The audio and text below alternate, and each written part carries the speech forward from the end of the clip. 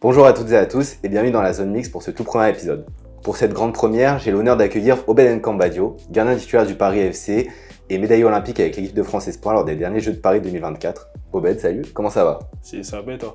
Tranquille, moi tout est parfait. Avant de commencer, j'aimerais remercier le Paris FC de nous accueillir dans son centre d'entraînement à Orly. J'aimerais aussi te remercier pour te prêter au jeu pour la première de la zone mixte. Je vous ai donné le nom de l'émission, la zone mixte, mais concrètement c'est quoi? Le concept, il est assez simple.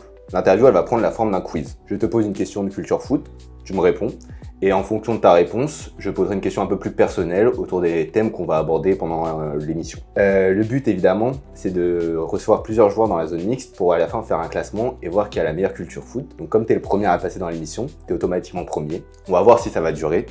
J'espère pour toi que ça va durer.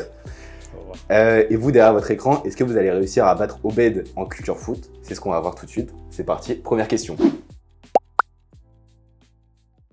Alors, est-ce que tu serais capable de me dire quel joueur formé au Paris FC est actuellement dans l'équipe leader de Première Ligue?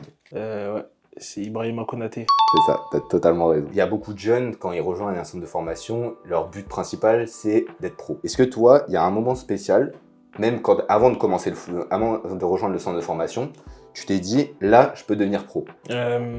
Déjà, quand j'ai rejoint le centre, déjà avant même d'avoir rejoint, lorsque j'étais jeune, c'était quelque chose que je voulais faire. Déjà, je voulais être footballeur professionnel, un peu comme tout le monde. Mais lorsque j'ai rejoint, là, c'est vrai que je me suis dit qu'il y avait quelque chose à jouer. Après, je me suis pas mis la pression, j'ai pas vraiment énormément pensé.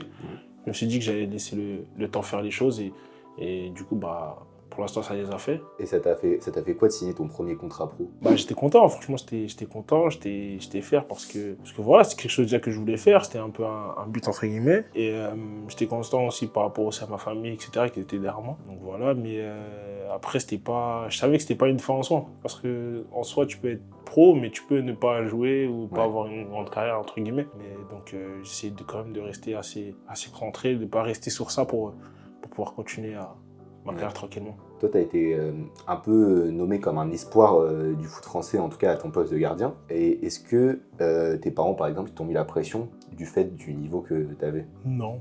Ok. Non, pas du tout. Non, franchement, on peut mettre la pression. Après, les parents, entre guillemets, ils me disent que...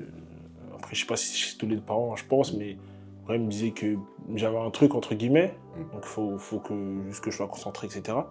Mais ils m'ont pas vraiment mis la pression. C'était pas en mode projet Mbappé. Okay, c'est pour ça que je dis ça. Non, c'était pas dans ce truc-là, dans ce système-là.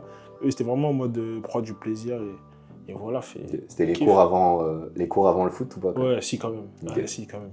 C'était vraiment ça. Mes parents, ils sont très à cheval un peu sur les cours, sur les études. Ils savent que si je réussis pas, ça peut être une porte pour moi à côté. Donc, ils voulaient vraiment que je réussisse mes études. T'as eu le bac et t'as fait d'autres études après? J'ai eu le bac et je me suis arrêté là. Okay. Avec mon père, on a dit, si j'ai mon bac, un après objectif. je peux... Ouais, c'est ça. Lui, il voulait vraiment que j'ai mon bac. Avant même que je sois pro, il voulait que j'ai mon bac. Ouais. Et donc voilà, c'était un peu un objectif. Donc là, je l'ai eu. Du coup, il a dit, il peut un peu me laisser tranquille et me faire plaisir sur le foot. Donc Okay. là, il voulait vraiment que j'ai cette base-là. Donc là, dans l'effectif actuel du Paris FC, il y a beaucoup de profils différents. Mais il y en a un en particulier que j'ai retenu. Est-ce que tu pourrais me dire quel joueur a joué en Espagne pendant sa carrière? Quel joueur a joué en Espagne pendant sa carrière? Je vois pas. Tu vois pas? Non. Ok, déjà, Je ok, t'as pas la réponse. Là, je vois pas du tout. C'est un ancien. Ah oui, comment j'ai pu l'oublier? Kolo Djezak. Ah oui, tu sais où il a joué ou pas? Oui, il a joué au FC Séville. Ouais, c'est ça. J'ai un petit trou. Mince. Les affinités avec lui, c'est comment? Non, franchement, c'est cool. Vu qu'il est capitaine, il n'y a pas un lien, une hiérarchie un peu qui serait... Après, des hiérarchies, il y en a tout le temps, mais partout dans tout le monde. Mais entre guillemets, c'est cool parce que c'est quelqu'un qui a quand même une belle carrière. Il a gagné beaucoup de trophées. Donc, je sais qu'il avait beaucoup d'expérience à nous offrir et c'est ce qu'il fait de jour en jour. Il nous aide beaucoup. Donc voilà, il est très cool, il est très posé, il est à l'écoute. Mais là, franchement, il est quand même très posé et c'est un bosseur aussi. Bon. Vu que je t'ai donné un indice, je vais pas pouvoir compter le point comme bon. Mais tu vois, du coup, je parle de l'Espagne, parce qu'en 2020, il y a RMC qui avait dévoilé que tu avais été approché par Valence, alors que tu n'avais pas encore signé de contrat pro avec le Paris FC, et eux t'en proposaient un, justement. Donc déjà, est-ce que c'est vrai? Je pense que c'est vrai. Au tout début, je n'étais pas trop au courant. Après, on m'a mis au courant, mais on a très vite discuté. Les personnes qui s'occupent de moi, on s'est posé avec notre famille. Et nous, pour nous, c'était le plus important déjà, c'était d'avoir mes études, de réussir mes études, déjà d'avoir le bac, etc. Et après, de pouvoir un peu faire ce que je veux, entre guillemets, dans ma carrière. C'était un peu notre objectif, comme j'ai dit juste avant avec mes parents. Et aussi, on avait pour but aussi de continuer déjà de réussir où est-ce qu'on est. Et du coup, tu penses que c'est un bon choix d'être resté au Paris FC? En plus, tu as prolongé récemment. Tu fais partie limite du cœur du projet parce que tu as prolongé en même temps, je crois, que Ilan Kebal, si je dis pas de bêtises. Et du coup, ça fait quoi d'être un peu au cœur du projet et de voir que ça paye quoi, de rester au Paris FC, de suivre la formation et de devenir pro dans le même club, etc. Je suis content déjà d'être dans ce projet-là. C'était un peu ce que je voulais déjà de bien commencer de là où je suis. Et franchement, je ne regrette pas du tout. Après, on peut le voir aussi via ce qui se passe un peu. Et c'est un club qui m'a fait énormément confiance. Donc voilà, j'essaie de leur rendre. Et je suis très content en tout cas d'être au cœur de ce projet-là avec les autres et de pouvoir un peu créer l'histoire. J'avais marqué l'histoire et je suis là pour une histoire en vrai. Ouais. Moi, j'aime bien le foot parce que le foot est rempli d'histoire et j'ai envie d'y être. Alors, du coup, on va suivre un ordre un peu chronologique. Okay. Je te disais, en 2020, tu as reçu une offre de Valence. Et pendant cette même année, est-ce que tu pourrais me dire qui a été le Ballon d'Or? C'était en quelle année? 2020. 2020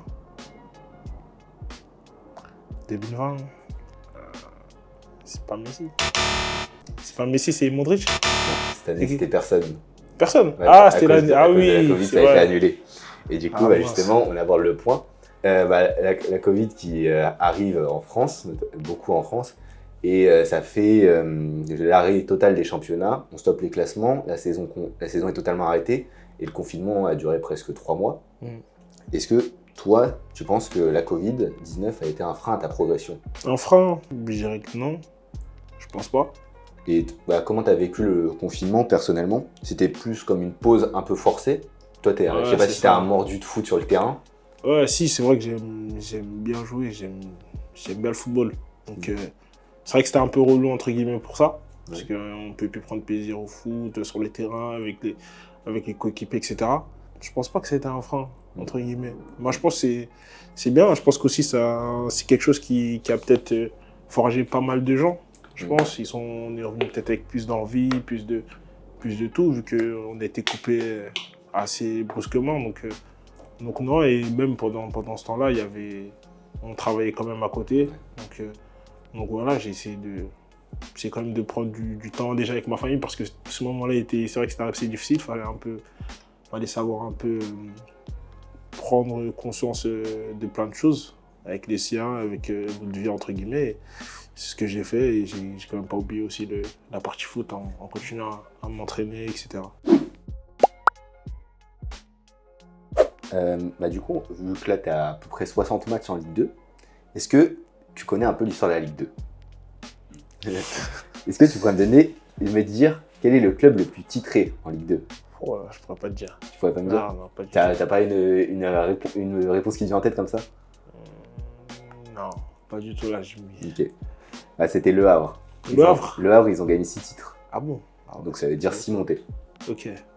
Toi, comment tu juges le niveau de la Ligue 2? Est-ce que tu avais une appréhension par rapport à la Ligue 2, vu qu'on sait que c'est le niveau inférieur aux 20 meilleures équipes de France? Mais toi, est-ce que tu avais déjà une idée du niveau ou tu as été surpris? Non, j'ai pas été surpris. Parce qu'en soi, avant que je joue mon premier match, j'ai quand même fait pas mal de bancs. J'avais un peu déjà ce visu-là un peu sur le banc de comment se déroulaient un peu les matchs, même si je n'étais pas au cœur du match. Non, au tout début, c'est vrai quand on est jeune, on s'attend vraiment à un truc, comment je peux dire ça, que ce soit vraiment assez explosif, que ça aille dans tous les sens, etc. Mais non, je pense que je m'étais bien préparé pour affronter ces matchs-là et ça s'en sortit. Donc au final, j'ai pas été surpris. Je pense que je m'étais bien préparé. Et toi avec ces 60 matchs, est-ce que tu pourrais me donner peut-être un top 3 ou les 3, 5 meilleures équipes contre qui tu as joué? Les meilleures équipes contre qui j'ai joué, je pense que c'est Auxerre, l'année où ils montent. Ouais. Je pense qu'ils étaient vraiment... En fait, ils étaient au-dessus un peu. Ouais. Je trouve qu'ils avaient un plus niveau Ligue 1. Après, je sais pas, c'est rare que je sois choqué, on va dire, par une équipe. Okay. mais je les ai trouvés bons. Ils m'ont pas vraiment choqué, mais je les ai trouvés Plus fort que la moyenne. Ouais, que la moyenne, en fait, c'est ça. Okay. Donc, ouais, il y a eux, il y a... Lorient, là, cette année, qui est premier au classement. Ouais, Lorient aussi, ils ont une belle équipe, ils ont un bon effectif. Franchement, ils ont aussi un bon niveau. Et ça sent aussi qu'ils connaissent un peu ils connaissent déjà la Ligue 1. Ouais. Que ce soit par la manière de comment ils jouent, de comment aussi ils approchent les matchs, ils abordent les matchs aussi. Donc ouais, il y a eux, il y a Metz aussi, ça sent aussi qui connaissent déjà la Ligue 1. Mais ouais, je pense qu'en vrai, ces trois équipes, je pense que c'est les trois. Okay. Ouais. Donc Auxerre, Lorient et Metz. Ouais. Et il y avait Toulouse aussi, je crois. Toulouse, après ouais, Toulouse, j'ai pas joué. Non, j'ai pas joué. Dans ces étés-là, j'ai pas joué. Mais de l'extérieur aussi, ils m'ont quand même fait forte impression. Ouais, si je ne me trompe pas, c'est une saison où ils font quasiment tous les records. Ah oui, c'était vraiment... Ils roulent quasiment sur tout le monde. Ah oui, non, franchement, c'était imprenable lorsqu'ils étaient là. Donc, ouais, non, je dirais ces quatre équipes-là qui étaient vraiment, je trouve, ils étaient vraiment un peu au-dessus de la moyenne.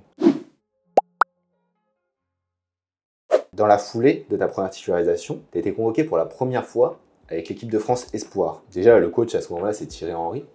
Est-ce que tu serais capable de me dire le nombre de buts qu'il a marqué avec l'équipe de France? Je crois qu'il est vers les 54, si je dis pas de conneries.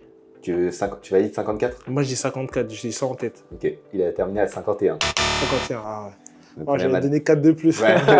Même à deux de près, ça passe soi. Tu as fait aussi ta première sélection face à l'Allemagne. C'était un match amical le 19 novembre 2023. Et qu'est-ce que ça fait d'être coaché par Thierry Henry? Parce que c'est quand même une légende du foot français, même du foot international. Donc pour toi, c'était quoi ton ressenti? Forcément, c'est un plaisir. C'est un plaisir parce que plus jeune, on regardait un peu les icônes du football. Et là, de se faire entraîner par quelqu'un de son statut, c'est vrai que c'est assez impressionnant. En soi, j'avais juste hâte parce que je savais qu'il y avait que des joueurs qui jouaient dans les top clubs, de différents championnats. Donc là, j'avais hâte juste aussi de me montrer, de me comparer à eux, entre guillemets. Pas de la mauvaise façon, mais de me comparer en gros dans le sens où moi, je suis un joueur de Ligue 2. Et qui vient de débuter vu que j'avais qu'un match dans les jambes et j'avais hâte de voir si je pouvais entre guillemets rivaliser avec eux et voilà, de faire mon parcours, progresser parce que je savais que j'avais aussi plein de choses à apprendre et voilà, mais en tout cas le fait de se faire coacher par Thierry Henry, c'est vrai que c'est exceptionnel. Tu as été rappelé à plusieurs reprises et tu as notamment été appelé en tant que deuxième gardien pour les Jeux de Paris 2024 où tu as été médaillé d'argent olympique. Tu as joué un match contre la Nouvelle-Zélande. Vous avez gagné 2 ou 3-0 3-0, donc en plus un clean sheet. Donc comment tu as vécu cette aventure? Franchement, cette aventure, c'était incroyable. Je pense que pour l'instant, c'est une des meilleures aventures que j'ai vécues de ma carrière. C'était un des grands moments forts. Parce qu'on sort de faire les JO à Paris, en France, du moins, devant notre public. Je sais pas, c'était quelque chose d'assez spécial. Et tu fais aussi notre parcours, tout ça. Donc voilà, non, franchement, je suis très content d'avoir pu vivre ce moment-là. C'était qui le joueur avec qui tu étais le plus souvent dans le groupe? Ouais, il y avait TDP avec qui j'étais beaucoup. Il y avait Bradley Loco aussi. Il y avait un peu tout le monde. Hein. Game aussi, on était bien. En vrai, c'était toute l'équipe. Ouais. Toute l'équipe, quand même, on parlait pas mal. On faisait pas mal d'activités aussi ensemble, tout ça. Donc en vrai, c'était un peu tout le monde. Moi, j'ai retenu 2 matchs de l'aventure Paris 2024 qui m'ont marqué. En phase éliminatoire, c'était d'abord France-Argentine, parce qu'on connaît le contexte qu'il y a les France-Argentine depuis 2022, avec la finale de la Coupe du Monde perdue, où vous gagnez 1-0. Toi, comment tu as ressenti ce match? Même si je ne l'ai pas joué, parce que bizarrement, c'est le match que je préfère, mais là, c'était un des matchs, même du banc, j'ai aimé le vivre, parce que c'était assez iconique en match, du fait de l'histoire qu'il y avait entre la France et l'Argentine. Ouais. Vous savez que c'était un contexte assez tendu, et ça s'est ressenti sur le terrain. Et du coup, en vrai, on était tous un peu... En fait, ce match-là, on voulait vraiment le gagner.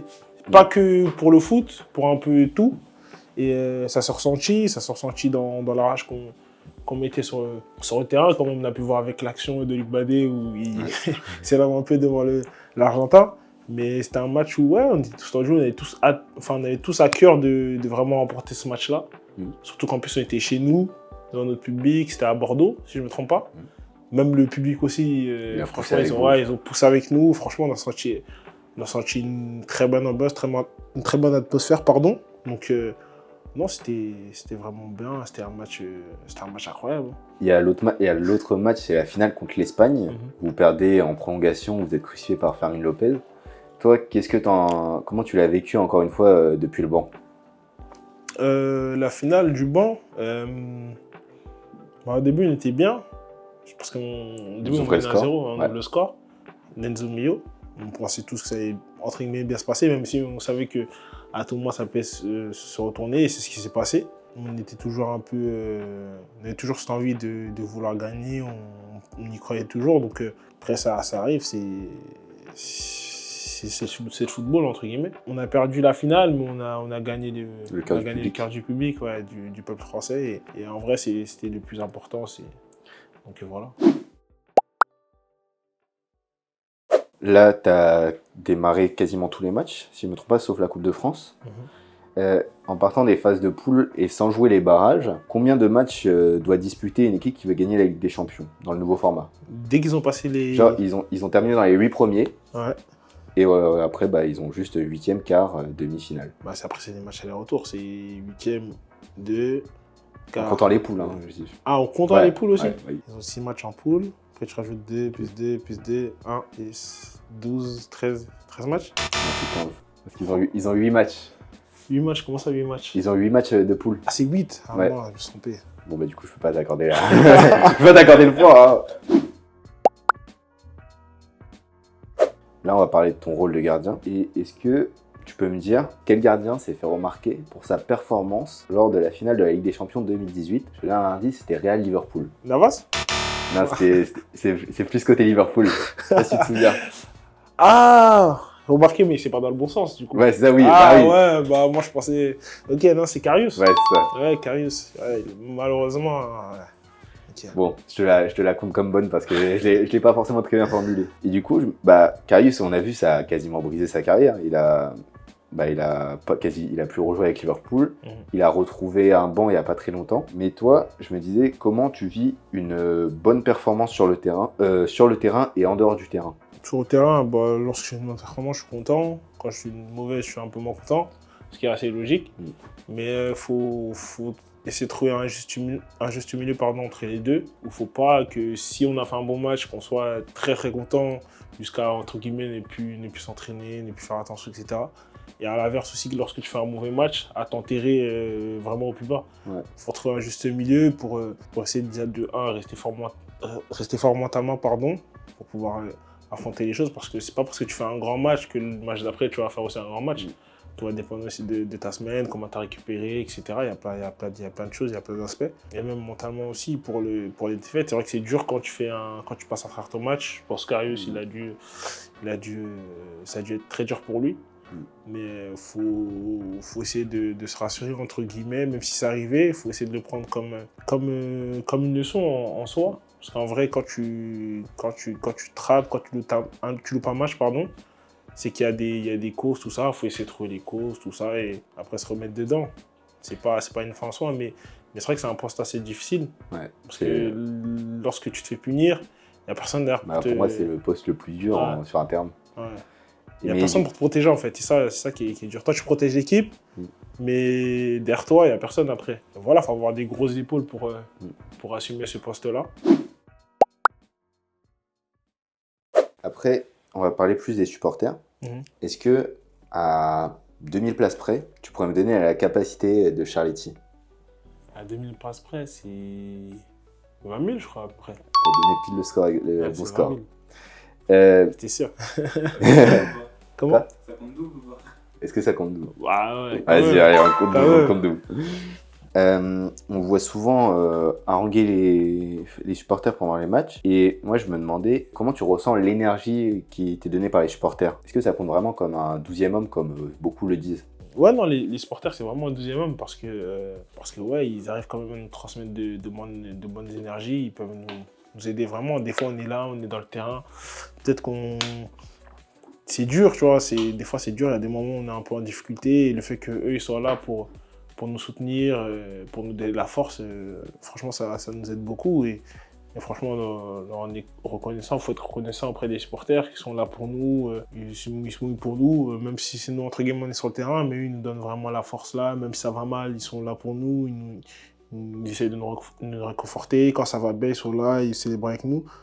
Donc non, entre guillemets, même si entre guillemets on joue pour nous, et on joue aussi pour le club, pour les supporters, pour même entre guillemets les dames de ménage qui nettoient, entre guillemets, c'est un peu un tout. Donc on est tous une famille et il faut savoir se souder, voilà. Donc du coup, vu qu'on double les points, là t'es à 4 sur 8. 108. Je suis dans la moyenne. T'es dans la moyenne.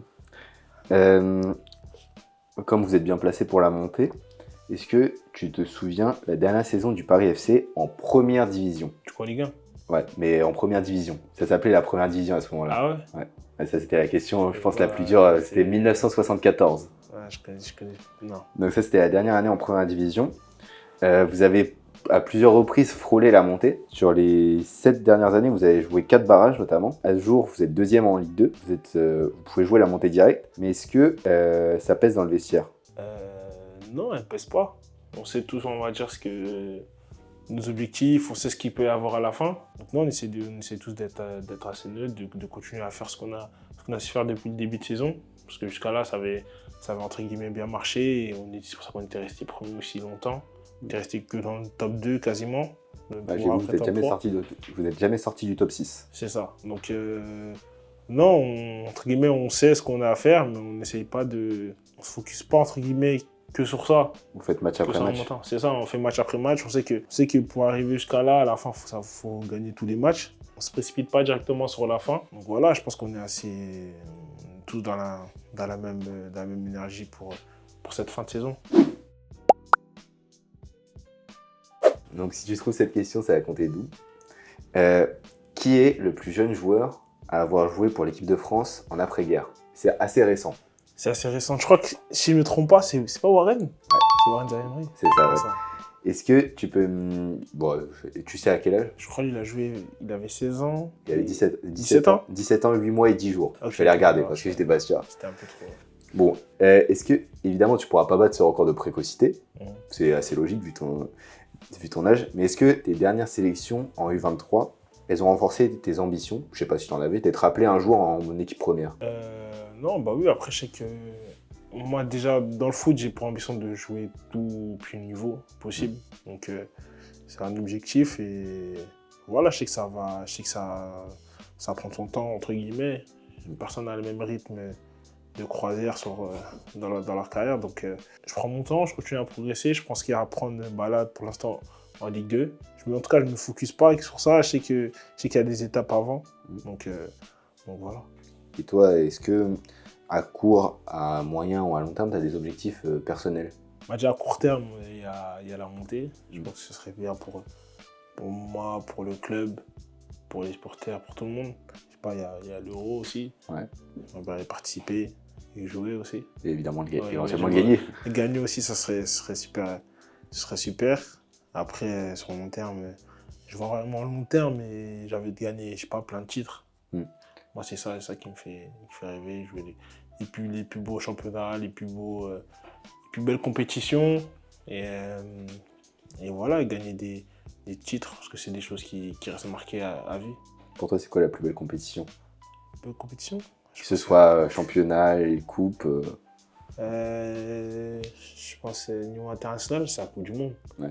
C'est le trophée que tu as envie d'avoir, que tout le monde a envie d'avoir. Oui, je pense que c'est vraiment quelque chose d'énorme. Franchement, gagner la Coupe du Monde, ah non, franchement, c'est vraiment bien.